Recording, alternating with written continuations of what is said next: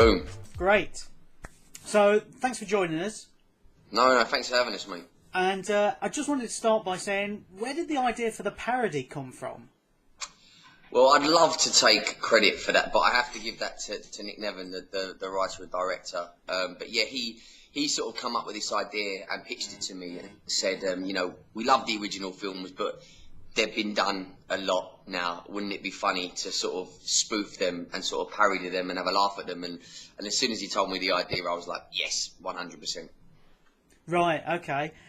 Did you ever watch any of the original Hooligan films, back in the day, ID and The Firm and... Absolutely, yeah. I mean, look, I'm from a working class background. I sort of grew up on those films, they was part of the religion in the household, ID, The Firm, of course, the Gary Oldman one, and also, the more recent one with Nick Love. But yeah, and then the Football Factory, we'd seen them all, and, we'd really enjoyed them, and some of them are really well made films, and they're massively popular, especially where I grew up. I was born in East London but lived out in Essex. They are so popular, and and I think because of that, and because we'd seen them and we loved them, we was like, listen, we can't go and make another Hooligan movie. There's been like 55,000 of them. We should try and do a spoof comedy. So yeah, it's quite a large cast. Now, first day on set, what was it like? Was it like being in the Big Brother house, everybody getting to know each other over a few beers? That would have been good. Beers on set day one. No, what happened was we was really keen that we did a because of that, and because Nick was directing as well as being in it. I think he was that was a concern. So we wanted to make sure that was all out of the way. So what we did was we did a nice few days of rehearsals. We did a read through. So we'd already spent quite a lot of time together.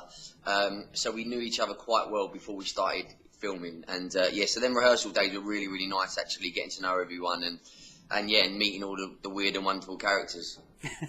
Did you do any method acting? Properly get involved with some of the firms at all? We didn't. Not for this one. We didn't. We tried to. It was quite funny because we had a lot of big days where we had 300 extras coming down, and a lot of them had been involved in it, and it was a real battle for all of us to sort of remind them that, listen, guys. This is a comedy, so yes, we want you to keep the fight scenes real, but bear in mind, it's all for a good spirit. And some of them, they were like, yes, but actually, there was a great moment actually on set where it was Tom Burke, and he's very far removed from this world. And Nick sort of says to everyone, there's two lines of people, and Nick says to everyone, listen, what I want you to do is just pick someone out from the other side. And, clock eyes with him, know you're going to charge towards.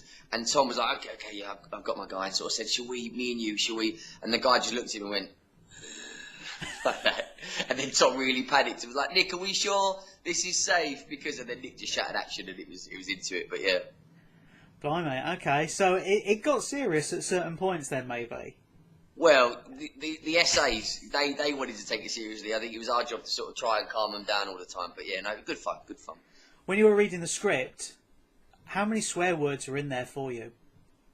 Because that's the whole point of some of these films, isn't it? To just be able to swear non-stop. You know what? We haven't done a swear count. I really hope when someone does a swear count. When they do them really cool videos where they put every swear word together in one go. That would be really good. You know what though? Yeah, there is quite a few in there, but. There is quite a few in there, I'm not going to lie, there is a few. But actually, we was limited because we knew the film, we always wanted the film to be a 15, so we knew we couldn't go crazy.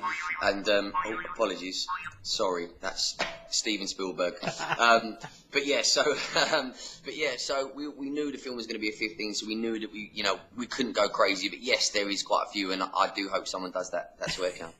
Your character I think he's kind of different to everybody else in it. He's a lot more, I don't want to say calmer, because obviously everybody's a little bit nutty, but he has got that warmer side to him. Yeah, hopefully. I mean, I think the thing is with Danny is that he's almost the audience in a way. So he's seeing this crazy world unfold and these crazy things happen. So hopefully he's almost like the audience, and he's seeing stuff that the audience see and reacting almost like the audience would. Is like, is this really happening? Is this actually going on? Are we not seeing that this guy's quite clearly undercover, but no one else is seeing it? And Dex, this is quite clearly not your baby, but okay, but hopefully, thank you. Yeah, hopefully he does come across as quite warm, and he's essentially the audience. And I suppose we was quite clear that someone had to almost be the straight man, and hopefully Danny is that. Really, he's that sort of normal lad within this world of absolute lunatics. I think he is the straight man. I mean, you were talking about Dexter there. Now he's a complete nutter. Now, how come the director gets to play the nutter? What's this all about? I know. I mean, talk about, write yourself in a good part. Do you know what I mean? But yeah, no, it just, I think that it's just how it was, really. I mean, really, I should have said, listen, I'm playing that part. But no. But yeah, no, he did a good job. He did a great job, so, I'll let him have it. I mean, what was some of your favourite parts? Because obviously you've seen the film now, so what are some parts that you've really enjoyed? When you've seen it back, you thought, God, yeah, I don't remember that, but that's really good, that bit. Apart from the fighting, obviously. Yeah, that was fun. But I mean, I really love the Goodfellas sort of parody where we walk into the Iron Hoof. That is probably the greatest Steadicam shot of all time that Martin Scorsese did in Goodfellas. And to sort of, we love Goodfellas the movie, so to do a little nod to Goodfellas in any way, I love that. And I think it's really funny and a clever sort of London take on that. And then also, there's a few scenes I love for different reasons. I love the scene actually where Dex and Midnight, they sort of take a pill, they come together and they kiss and they sort of reveal the factory just looking at them as if to go, what are you doing? But I love that because on the day, what happened was obviously they'd kiss, they'd reveal myself and the factory, and then Stephen O'Donnell, who plays Old Bill, he would always have the funny out, and I just kept laughing, which meant that Nick and Ray, Midnight and Dex had to keep redoing it again. So there was a secret pleasure in that for me. But yeah, that's a lovely scene. I love that. I mean, you say it's a comedy, and the thing is, what you get from it is that it is just parodying all of these things. There's a really good bit in it that I like, where they're all around the table and they ask who's doing autobiographies nowadays, which shows how far Hooligan has fallen, really. Yeah, it's crazy. It's crazy. Everyone's got a book. That was the point. All of these hooligans, former hooligans, are writing books and becoming authors. That was sort of the point of that scene. But I mean, that's what I'm saying. It's such a big culture. Yeah. It's almost such a, it's a part of, British history. And so I think that was a great nod. I really love that scene as well. It's one of my favourite scenes. For you personally, how much do you think there is between the humour and the real life in it? I mean, weighing it up. How much? I mean, the funny thing is now, because since we made the movie, we've rewatched some of the original ones, and now it's like when you see the scenes, I do struggle now to take them seriously, because when there's a group of men around going, right, we're going to go for the final ruck, and it's really important, and they're playing it dead straight, and then you just think about the Hooligan Factory, and we're doing the same thing. But I mean, these people exist, but obviously with the factory, they are crazy. They're like a heightened version of all of the characters. But mate, there's people out there.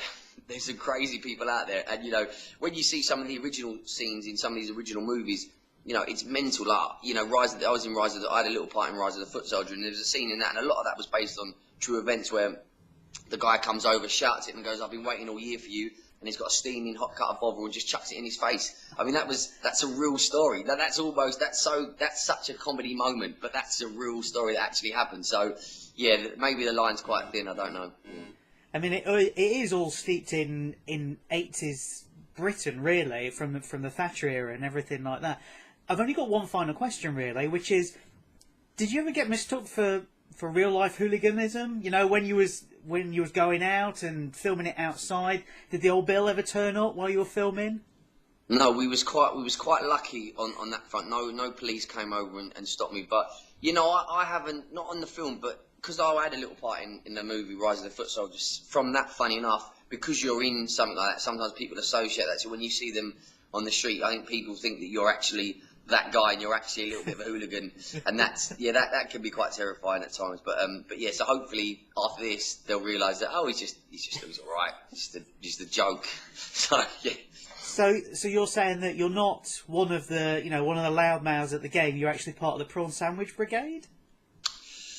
Oh God, yeah. I think I'm somewhere in between. Is what I'd like to be. I think that's what we all are now, aren't we? We're not behind the glass boxes, and that's it. So yeah, exactly. Great. No, that's it. That's pleasure speaking to you, mate. Nice one. Fantastic. You too. Thanks Cheers. very much. Bye. Bye.